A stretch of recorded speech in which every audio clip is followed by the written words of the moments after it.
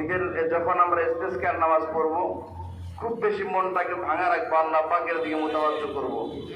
বাচ্চা এবং অসহায়দেরকেও নিয়ে আসার কথা বলা আছে।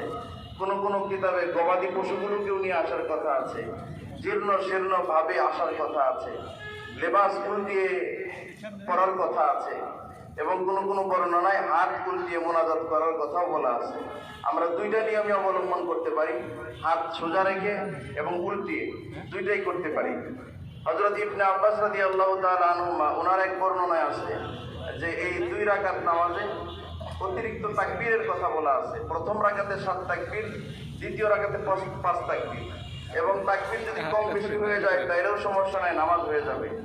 তো আমরা তাকবীর পড়বো না। হাকিমুল উম্মত মুজাদ্দিদুল মিল্লাত আশরাফ আলী থানভী রাহমাতুল্লাহ আলাইহির বর্ণনাকৃত সাধারণ তরিকায় স্বাভাবিকভাবে অতিরিক্ত তাকবীর ছাড়া 2 রাকাত নামাজ আমরা আদায় করব।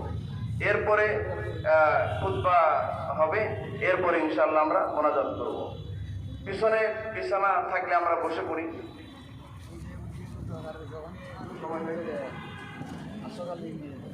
সকলে আমরা ইস্তেগফার করি, আস্তাগফিরুল্লাহ আস্তাগফিরুল্লাহ আস্তাগফিরুল্লাহ।